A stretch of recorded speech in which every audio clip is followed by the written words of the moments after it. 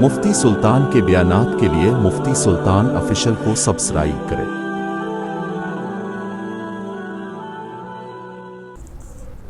السلام علیکم۔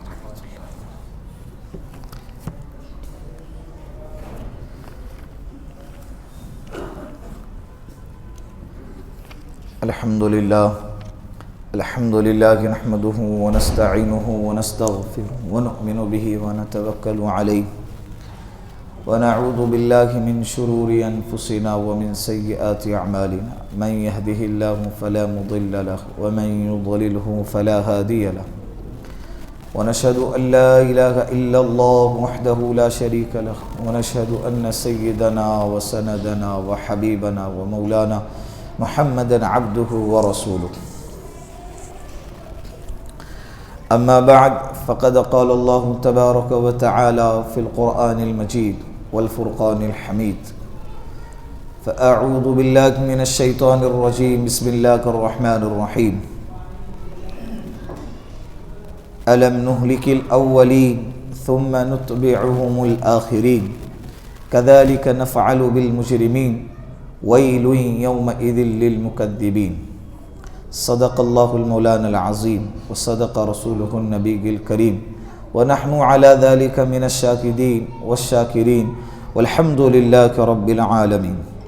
پیار محبت کے ساتھ ایک دفعہ درود پاک پڑھ لے۔ اللہم صلی علی محمد فی اول کلامنا، اللہم صلی علی محمد فی اوسط کلامنا، اللہم صلی علی محمد فی آخر کلامنا۔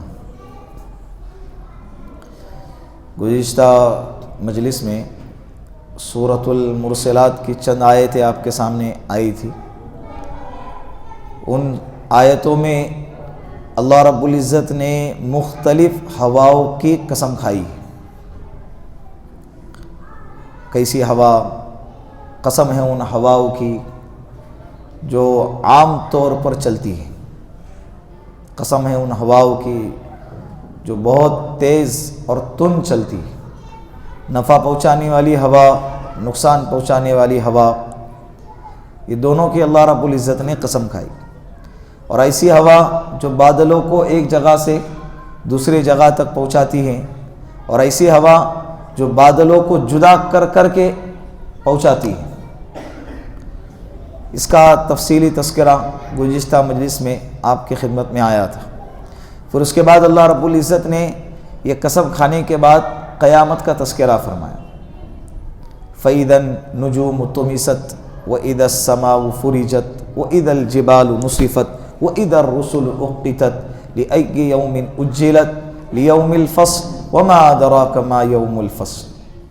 یہ سارے قیامت کی علامتیں اللہ رب العزت نے قرآن کریم میں بیان فرمایا، اور یہ ثابت کیا کہ جس طرح سے ہواؤں کا آنا یہ تم مانتے ہو، اور ہم نے وعدہ کیا اور بھیجا، اور ایسی ہوا جو نفع پہنچاتی ہے، ایسی ہوا جو نقصان پہنچاتی ہے، ایسی ہوا جو بادلوں کو ایک جگہ سے دوسری جگہ تک پہنچاتی ہے، ایسی ہوا جو بادلوں کو ٹکڑے کر کے ایک جگہ سے دوسری جگہ تک پہنچاتی ہے، ان ہواؤں کا تذکرہ کیا، اور یہ بتایا کہ جس طرح سے ہم نے ان ہواؤں کو پہنچانے کا، ہواؤں کو کام پہ لگایا اور اس کا وعدہ کیا اور پورا کیا، بارش کے برسانے کے لیے ہواؤں کا نظام چلایا، تو جس طرح سے وعدے کو ہم نے ہواؤں کے ذریعے سے پورا کیا تو قیامت کا بھی ہم وعدہ کرتے ہیں، اور جب قیامت کا وقت آئے گا تو یہ ساری چیزیں ہوں گی۔ چاند ستارے بے نور ہو جائیں گے، آسمان کو لپیٹ دیا جائے گا، آسمانوں کو پھاڑ دیا جائے گا، لپیٹ دیا جائے گا، کام پورا ہو گیا۔ اب کیا ہو گیا؟ تمبو اکھاڑ دو، کام پورا ہو گیا۔ پہاڑ ریزہ ریزہ ہو جائیں گے، پہاڑ کیا ہوں گے؟ ریزہ ریزہ ہو جائیں گے، روئی کی طرح اڑتے پھریں گے۔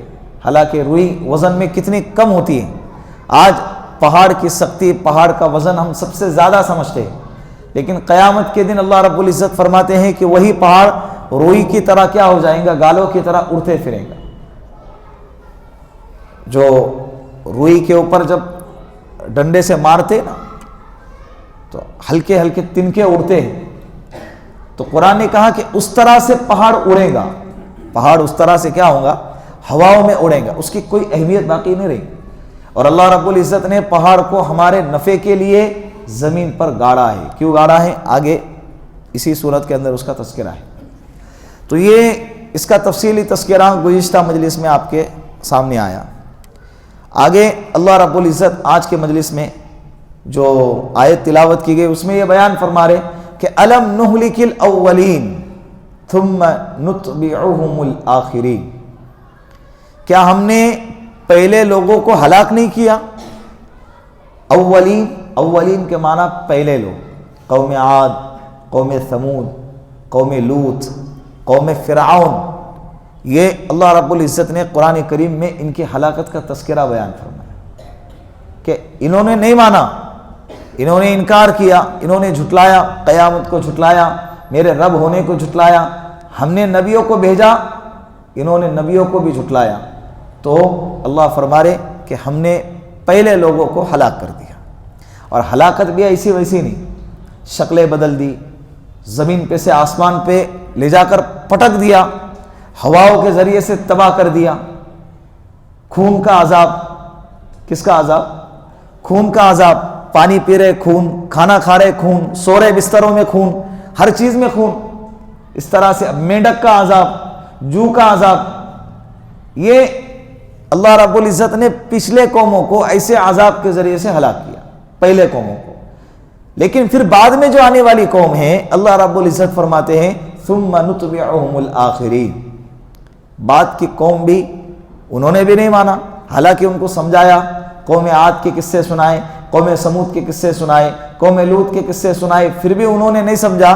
تو اللہ نے کہا کہ ثم نتبعہم الآخرین، آخری لوگوں کو، بعد میں آنے والے لوگوں کو بھی پہلے لوگوں کے تابع کر دیا، یعنی ان کو بھی ہلاک کیا تھا، بعد میں آنے والے لوگوں کو بھی کیا کیا؟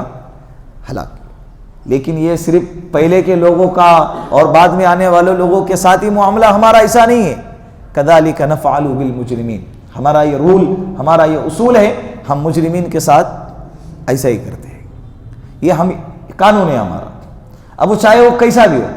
لیکن ہمارے نبی کی برکت سے پہلے لوگوں پر جس طرح سے عذاب آتے تھے اور ایک بار کی سب لوگ ختم ہو جاتے تھے، پوری کی پوری بستی ہلاک ہو گئی، ایسا عذاب آیا پورا شہر تباہ ہو گیا۔ حضرت نوح علیہ السلام کے زمانے میں ایسا طوفان آیا کہ سب کے سب ہلاک ہو گئے، سب کے سب ہلاک ہو گئے، سوائے چند ایمان والوں کے، سب ہلاک ہو گئے۔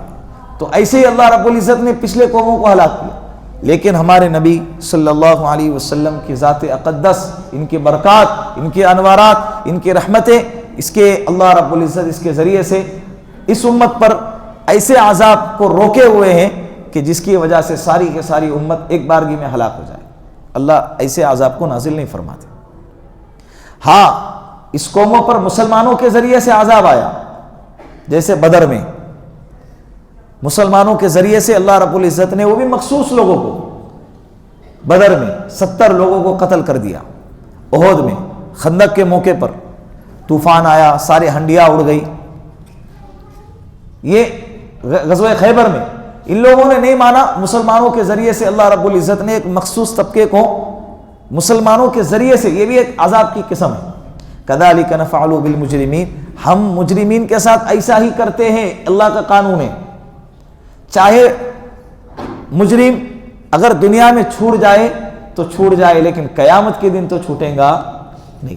مجرمین کے ساتھ ہمارا یہی رول ہے، نرمی ان کے ساتھ نہیں۔ ان کے ساتھ نرمی یہی تھی کہ ہم نے ان کی ہدایت کے لیے نبیوں کو بھیجا، ان کے لیے رحمت اور نرمی یہی، ان کے حق میں خیر خواہی اور اصلاح کی بات یہی تھی کہ ہم نے ان کی ہدایت کے لیے وقتاً فوقتاً نبیوں کو بھیجا، کتابوں کو بھیجا اور قدرت کا اظہار کیا۔ حضرت صالح علیہ السلام کے قوم نے حضرت صالح علیہ السلام کو فرمایا کہ تم نبوت کا دعویٰ کرتے ہو اور ہمیں رائے حق کی ہدایت دیتے ہو، اگر تم سچے مچی کے نبی ہو نا، چند قومیں حضرت صالح علیہ السلام کے ارد گرد جمع ہو گئی، اگر حقیقت میں تم نبی ہیں تو ایسے چیز کا مطالبہ کیا کہ جس چیز کا دنیاوی اعتبار سے وجود میں آنا محال ہے، کیا ہے؟ محال، اس کا مطالبہ کیا۔ اگر تم واقعتاً نبی ہیں، گویا کہ یہ ثابت کرنا چاہتے تھے کہ تم نبی نہیں ہیں، وہ ان کو جھٹلانا چاہتے تھے، اور ایسی چیز کی مانگ کی کہ جس کا وجود میں آنا محال ہوتا تھا. تو کہہ دیا کہ اگر تم نبی ہے تو کہہ دو اپنے اللہ سے یہ جو پہاڑ نظر آ رہا ہے نا اس پہاڑ سے اونٹنی کو پیدا فرمائے. ایک قوم کہنے لگی صرف اونٹنی نہیں مانگتا ہم کو، 10 مہینے کے گابن مانگتا.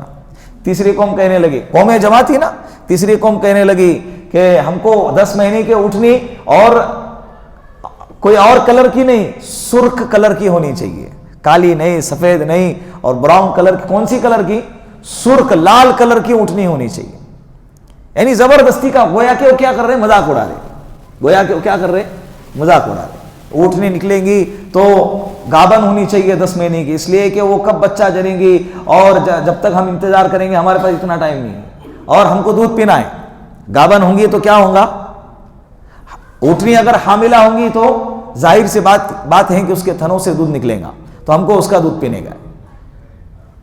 حضرت صالح علیہ السلام نے اللہ سے دعا کی، اللہ نے 10 مہینے کے سرخ گابن اونٹنی پہاڑ سے نکالی. اب نکالی ہیں 10 مہینے کے گابن ہے اور پہاڑ سے نکلنے والی اونٹنی ہے تو اب اس کو پیاس بھی زیادہ لگتی تھی. اور اس زمانے میں ایک میٹھا پانی کا چشمہ تھا، اس چشمے سے جب اونٹنی پانی پیتی تو ایک بار کی سارے چشمے کو پی جاتی تھی. قوم پریشان ہو گیا، کیا کریں، یہ تو الٹا داؤ ہمارے سر پہ پڑ گیا، ابھی ہمارے جانور بھوکے، ہمارے جانور پیاسے، ہم پیاسے. حضرت صالح علیہ السلام کے پاس آئے اور کہنے لگے کہ یہ تو اونٹنی ظلم کر رہی ہے. کہا کہ پھر کیا کرے، تم نے ہی مانگا تھا نا، تو ایک کام کرتے، ایک دن یہ اونٹنی پانی پئیں گی اور ایک دن دوسرے جانور پانی پئیں گے. باری لگا دی. کیا کر دی؟ اس کے بعد بھی پانی قوم کو اور جانوروں کو کم گرنے لگا. اب قوم آپس میں جمع ہو رہی ہے، پریشان ہو گئے.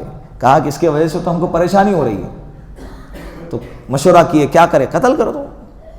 اللہ کے وعدوں کی، اللہ کی قدرت کی، نبی کے معجزے کی کوئی اہمیت نہیں. مشورہ ہو رہا ہے کیا کر دو، اس کو قتل کرو. وَكَانَ فِي الْمَدِينَةِ 9 رَهْطٍ يُفْسِدُونَ فِي الْأَرْضِ.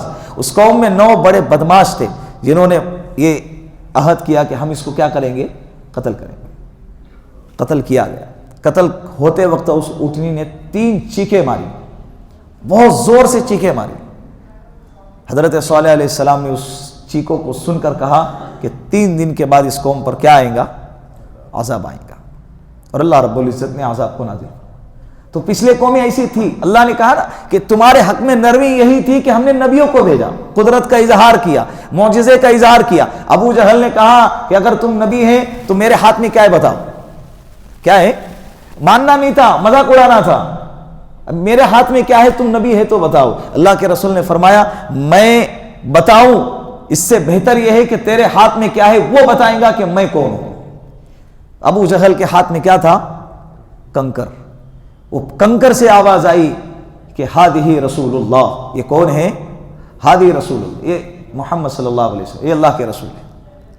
اگر تم نبی ہیں تو یہ چاند کے ٹکڑے کر کے بتاؤ. حالانکہ یہ ناممکن چیز تھی، لیکن اللہ رب العزت نے ہدایت پہ آ جائیں گے، ایمان قبول کر لیں گے. نبی کی طاقت کو، نبی کے معجزے کو ظاہر کرنے کے لیے اللہ کے رسول صلی اللہ علیہ وسلم جبل ابی قبیس پہ تھے. کہاں تھے؟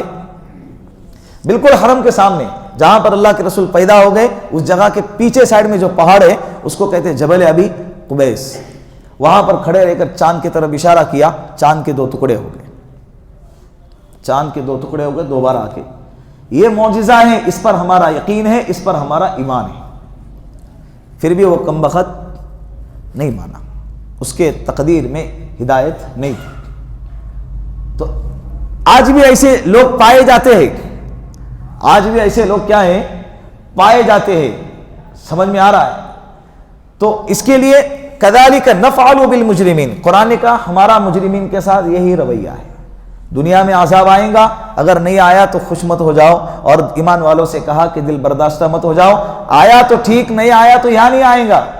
قیامت کے دن تو کہیں جانا ہی نہیں، قیامت کے دن تو کہیں چھٹنا ہی نہیں ہے نا، ادھر ہی ہے، کہاں جاؤ گے؟ اور وہاں پر تو مجرمین کے ساتھ تو پکا ٹھکا عذاب ہوگا.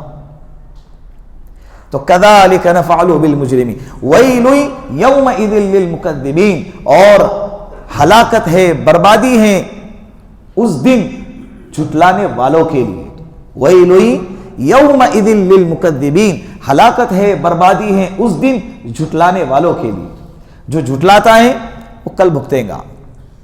ہمیں ڈرنے کی، پریشان ہونے کی ضرورت، دل چھوٹا کرنے کی ضرورت نہیں ہے۔ اس کا معاملہ اللہ کا معاملہ۔ آج جتنا بھوکنا ہے بھوکتا رہے۔ آج طاقت کے نشے میں فرعون بنے ہوئے ہیں، کل قیامت کے دن اللہ کہہ رہے اس دن کیا ہوں گے؟ ہلاک ہوں گے۔ ویل کے دو مطلب ہے۔ ویل، ویل یومئذ للمکذبین پڑھتے نا، ویل کے دو مطلب ہے۔ ایک مطلب ہلاکت و بربادی، اور ایک مطلب بعض روایت حدیث میں لکھا ہے کہ ویل جہنم کی ایک وادی ہے۔ کیا ہے؟ ایک وادی ہے، جہنمیوں کا پیپ بہہ کر اس وادی میں جمع ہوگا۔ اس وادی میں کیا ہوگا؟ جیسے بڑے بڑے شہروں میں بڑے بڑے علاقے، کچھ جگہ ایسی رہتی جہاں پر سب شہر کا کچرا اکٹھا ہوتا ہے، شہر کی گندگی اکٹھا ہوتی، تو ایسے ہی ویل جہنم کے اس وادی کو کہتے ہیں کہ جس میں جہنمیوں کے پیپ بہہ کر وہاں پر آ کر جمع ہو۔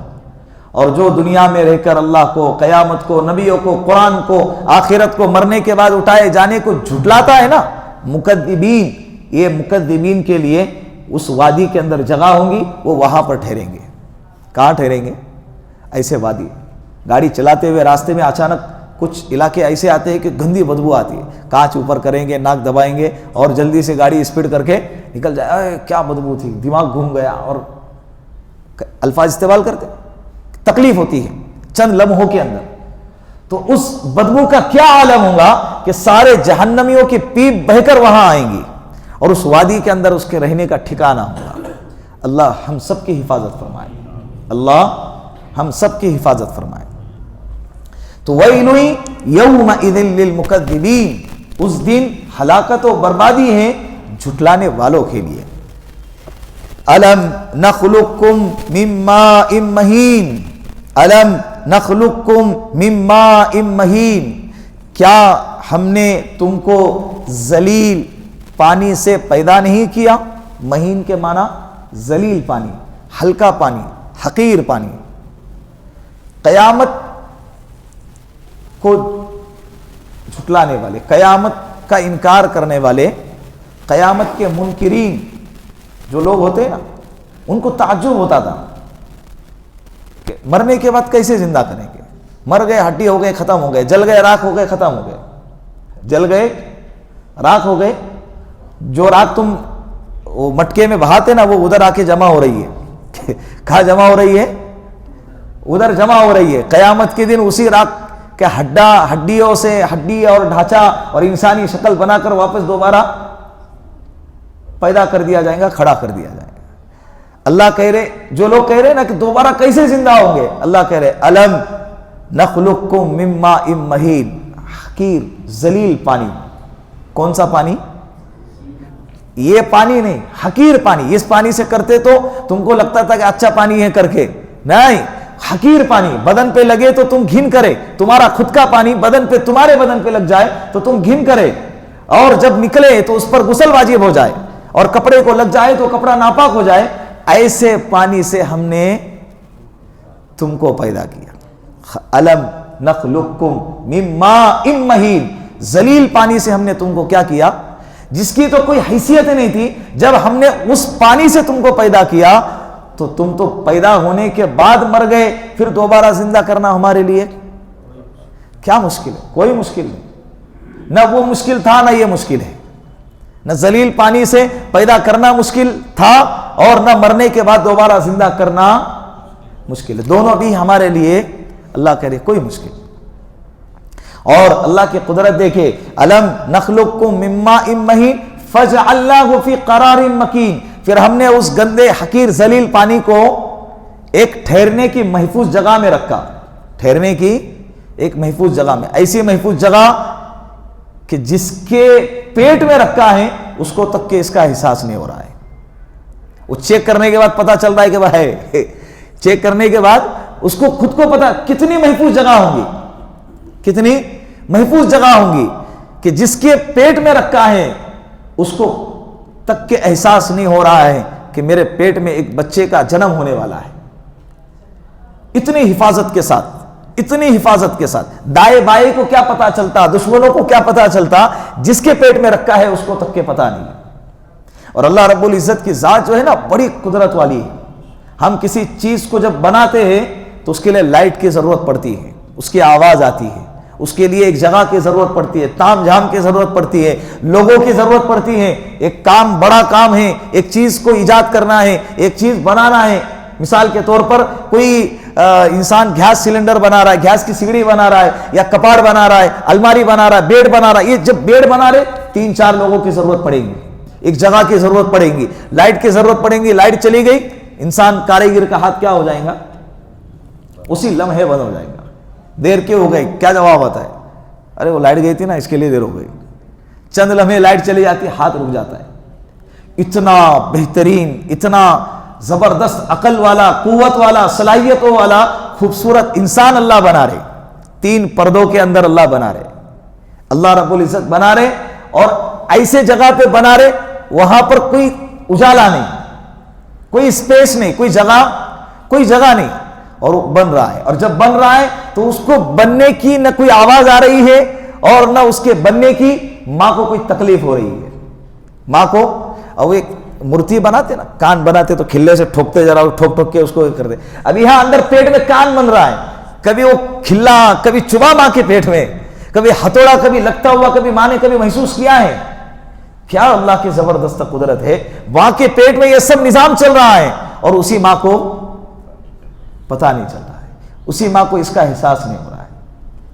اور بہترین انداز میں فَجَعَلْنَاهُ فِي قَرَارٍ مَكِينٍ، ایک محفوظ ٹھہرنے کی جگہ میں ہم نے اس کو رکھا، إِلَىٰ قَدَرٍ معلوم، ایک معلوم مقدار، معلوم ایک مقررہ معلوم مدت تک، ایک معلوم مقررہ وقت تک، إِلَىٰ قَدَرٍ معلوم، ایک معلوم مقررہ وقت تک۔ اور وہ مقررہ وقت کتنا ہے؟ 9 مہینے۔ امام مالک کے نزدیک زیادہ سے زیادہ حمل کی جو مدت ہے نا وہ 2 سال ہے۔ کتنے سال؟ آپ حیران ہو جاؤ، اس لیے کہ اب انہوں نے یہ مسلک اس لیے بیان کیا کہ وہ خود اپنے ماں کے پیٹ میں 2 سال تھے، وہ خود اپنے ماں کے پیٹ میں 2 سال تھے۔ ائمہ کے جو مسائل ہے نا، جیسے امام ظفر رحمۃ اللہ علیہ، امام ظفر پہلے شافعی مسلک کے تھے۔ کون سے؟ شافعی مسلک۔ اور شافعیوں کا مسلک ایسا ہے کہ اگر کوئی حاملہ عورت مر جاتی ہے تو اس کو بچے کے ساتھ اس کو دفنایا جائے گا۔ اور حنفیوں کا مسلک ایسا ہے کہ اگر بچہ 4 مہینے سے اوپر کا ہے اور زندہ حمل 6 مہینے سے اوپر کا حمل ہے اور بچہ اندر زندہ ہونے کا یقین ہے تو آپریشن کر کے بچے کو باہر نکالا جائے گا، اور ماں کو پھر کیا کیا جائے گا؟ اس کا اگر انتقال ہو گیا دفنایا جائے گا۔ امام ظفر رحمۃ اللہ علیہ شافعی مسلک کے تھے، ان کے ماموں، ان کے شافعی مسلک کے بڑے عالم بن گئے امام ظفر۔ تو ان کے ماموں نے جب یہ مسئلہ جب سامنے آیا تو ان کے ماموں نے ان کو مسئلہ بتایا کہ بیٹا تمہارے والدہ کا بھی جب انتقال ہوا تھا تو شافعی مسلک کے اعتبار سے تم کو دفنایا جا رہا تھا، لیکن حنفی مسلک پر عمل کرتے ہوئے تم کو باہر نکالا گیا اور آپ کے والدہ کو دفنایا گیا۔ تو وہ انہوں نے وہ شافعی مسلک چھوڑ دیا اور حنفی مسلک میں آ گئے۔ کہا کہ جو مسلک مجھے زندہ دفنا رہا تھا میں اس مسلک میں کیسے رہوں؟ یہ ان کی علمی بات ہے، یہ اختلاف کی بات ہے۔ تو زیادہ مدت حمل کی امام مالک رحمۃ اللہ علیہ کے نزدیک 2 سال، امام ابو حنیفہ، امام شافعی ان لوگ کے نزدیک 10 مہینے، اور کم سے کم مدت 6 مہینے۔ کتنے؟ حملہ و فصالہ 30 شہرا، حملہ و فصالہ 30 شہرا۔ قرآن کریم میں ہے کہ حمل اور دودھ چھڑانے کی مدت، حمل اور فصال کہتے ہیں دودھ چھڑانا، حمل اور دودھ چھڑانے کی مدت 30 شہرا، 30 مہینے۔ کتنے سال ہوتے ہیں؟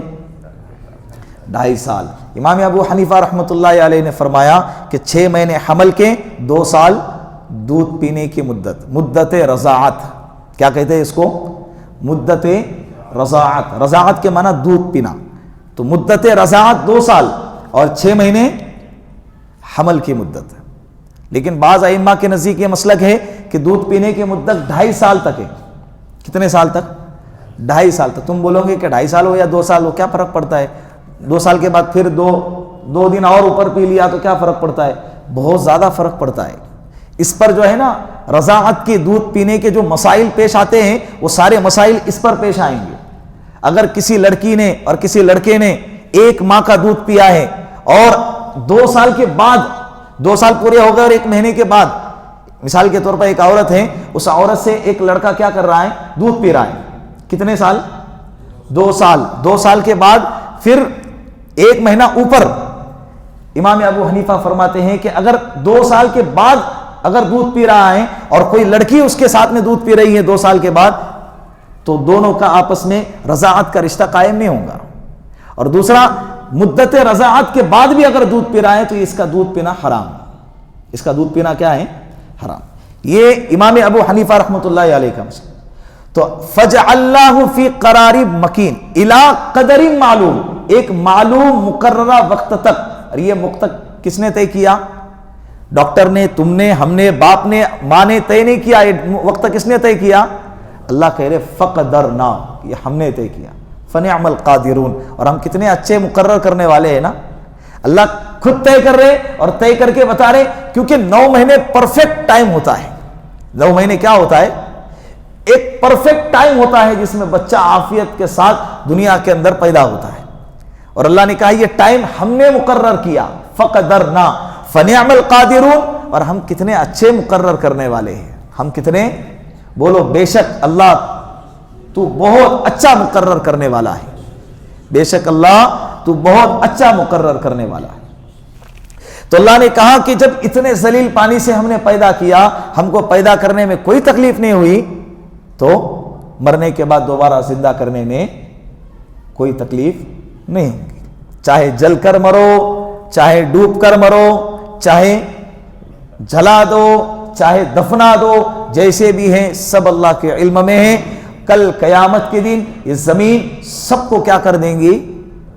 اگل دیں گے، باہر نکالیں گے۔ اذا زلزلت الارض زلزالها واخرجت الارض اثقالها واخرجت الارض اثقالها، زمین اپنے اندر کا خزانہ اگل دیں گی۔ مفسرین نے اس کے 2 مطلب بیان فرمائے۔ ایک تو یہ کہ جتنا خزانہ ہے سب باہر نکلے گا، دوسرا یہ کہ جتنے مردے تھے وہ سب کیا ہو جائیں گے؟ سب باہر ہو جائیں گے، سب کے سب باہر نکلیں گے، اور سب برہنہ ہوں گے، ننگے ہوں گے، اور میدان محشر کی طرف سب کو کھینچ کر وہاں پر پہنچایا جائے گا، اور سب ننگے، نفسا نفسی کا عالم، سب پریشان۔ حضرت امی عائشہ نے کہا رضی اللہ عنہا، ہے ہماری شرمندگی، سب ننگے، کیا عالم ہوگا؟ اللہ کے رسول نے فرمایا یا عائشہ الامر اشد من ذلک، معاملہ اس سے بھی زیادہ سخت ہوگا، لیکن کوئی اپنے دائیں بائیں والے کو بھی دیکھ نہیں سکے گا، کوئی اپنے دائیں بائیں والے کو بھی دیکھ نہیں سکے، اتنا سخت معاملہ ہوگا۔ پریشانی کے عالم میں جب کوئی بندہ بیٹھا ہوا ہوتا ہے نا، اس کے سامنے سے کون آ رہا ہے کون جا رہا ہے اس کو سمجھ میں نہیں آتا، بولتے ہیں میں اپنے دھن میں تھا بھائی۔ تو پریشانی کی دھن کا جو عالم ہوگا وہ کتنے اوپر لیول کا ہوگا کہ انسان خود برہنا، دائیں بایاں والا خود برہنا، لیکن نہ دائیں کو دیکھیں گا نہ بائیں کو دیکھیں گا۔ فقدرنا فنعم القادرون ویل یومئذ للمکذبین، ہلاکت ہے، بربادی ہے اس دن جھٹلانے والوں کے لیے۔ اس دن کیا ہے؟ جھٹلانے والوں کے لیے۔ الم نجعل الارض کفاتا احیاء و امواتا، کیا ہم نے زمین کو مردہ اور زندہ دونوں کے لیے نہیں سمیٹا؟ زمین کو ہم نے مردہ اور زندہ دونوں کے لیے کافی نہیں بنایا؟ دوسرا ترجمہ، کیا ہم نے مردہ لوگوں کے لیے بھی اور زندہ لوگوں کے لیے بھی زمین کو کافی نہیں بنایا؟ اللہ نے کیا زمین کا بہترین فرش بچایا ہے، انسان اس سے اناج بھی اگاتا ہے، مردوں کو بھی دفناتا ہے، سارے نفع کی چیزیں انسان زمین سے حاصل کرتا ہے، قسم قسم کے پھل، قسم قسم کے پھول، رنگی برنگی پھول، اناج، گلے، کھانے پینے کے سامان، یہ سب کہاں سے اگتے ہیں؟ اس کو اللہ نے نہ سخت بنایا نہ نرم بنایا، نہ اتنا سخت بنایا کہ اس سے ہم نفع نہ اٹھا سکے، اتنا سخت ہے کہ بھائی گھر بھی نہیں بنا سکتے، اور کھود کر کوئی اناج کا بیج بھی بو نہیں سکتے۔ اگر سخت ہوتا تو یہ عالم ہوتا، زمین اگر سخت ہوتی تو ہم کچھ بھی نہیں کر سکتے۔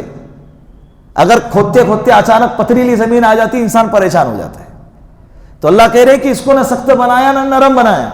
اگر سخت بناتے تو تم اس سے کچھ نفع حاصل نہ کرتے, اور اتنا بھی نرم نہیں بنایا کہ انسان چلنے لگا کہ زمین ہلنے لگی. اتنا بھی نرم نہیں. گھر بنایا کہ آج گھر ہے تو کل دیکھے تو گھر کہاں چلا گیا, زمین کے اندر چلا گیا. اتنا نرم بھی نہیں بنایا. معتدل انداز میں بنایا کہ تم بہترین طریقے سے اس سے کیا کر سکو, نفع حاصل کر سکو. کیا اللہ رب العزت کی قدرت ہے.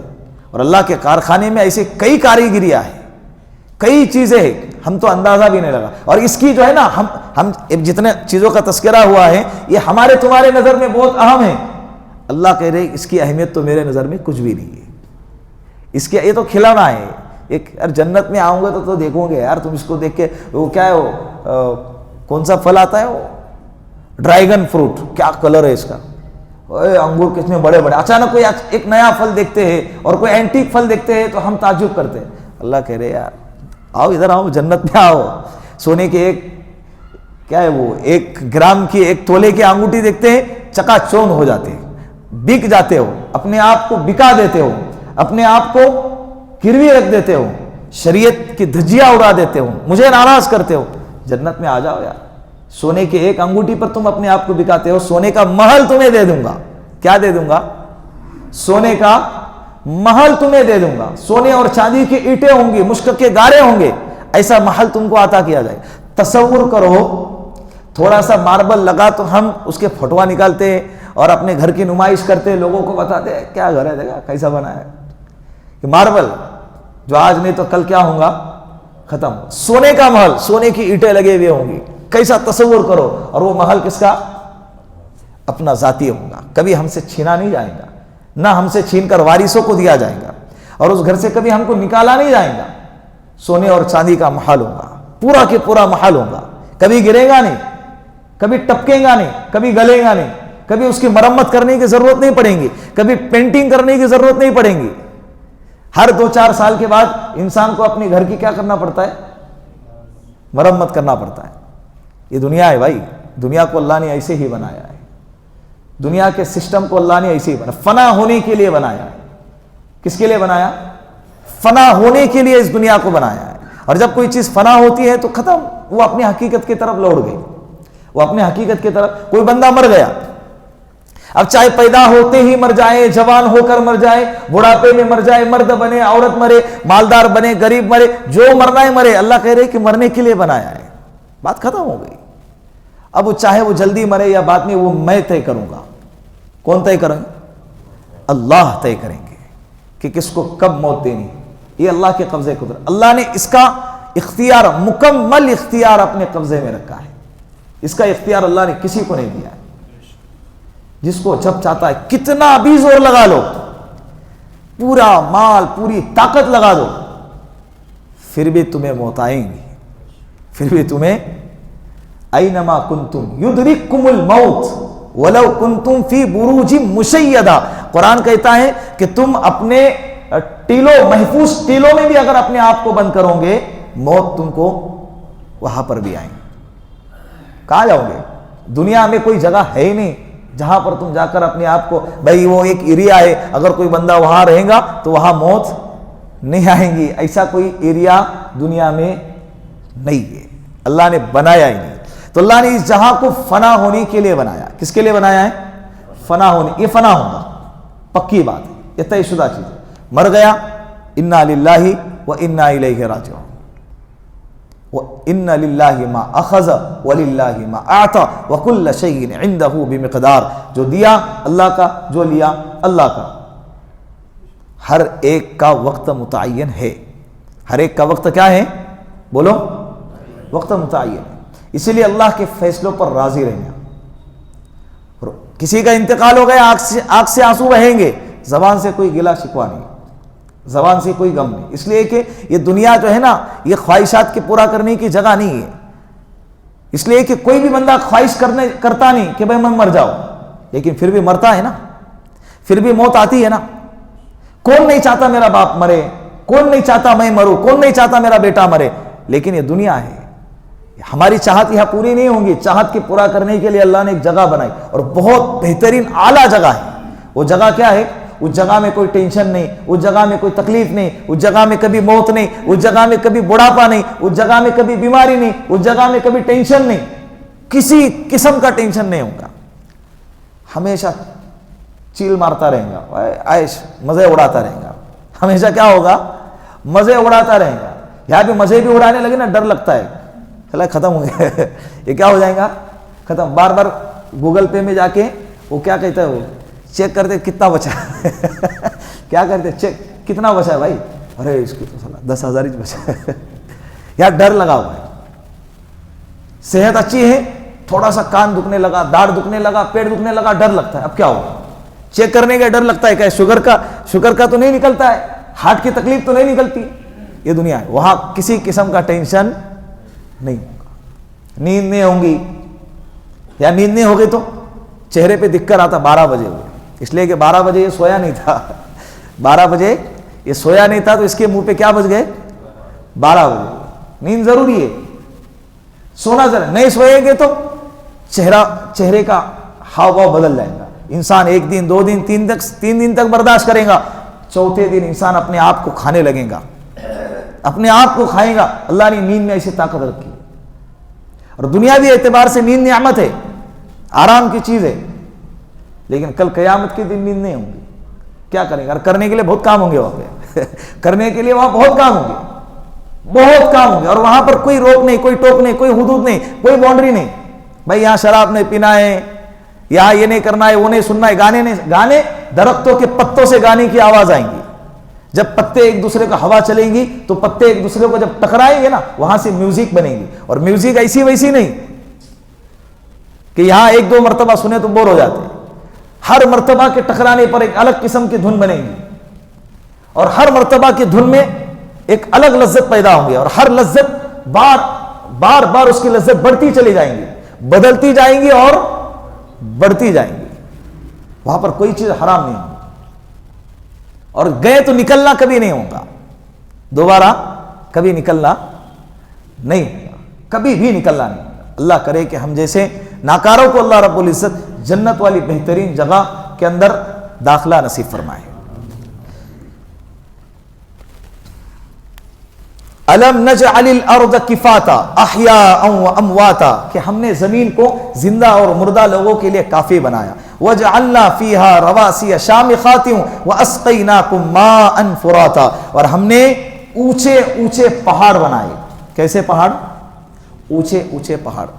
والجبال اوتادا، یہ پہاڑ جو ہے نا، زمین ہلتی تھی پہلے، پہاڑوں کو جب گاڑا تو زمین ہلنا کیا ہو گئی؟ بند ہو گئی۔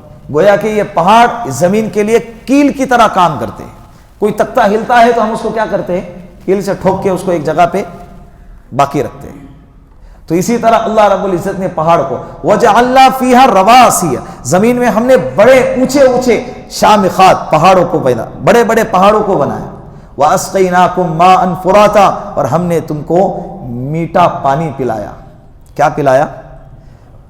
میٹھا پانی، اتنا عمدہ، اتنا بہترین پانی کہ آج تک دنیا میں ہزاروں کولڈ ڈرنکس آئے ہیں، لیکن آج تک کسی کولڈ ڈرنک نے پانی کی جگہ نہیں لی۔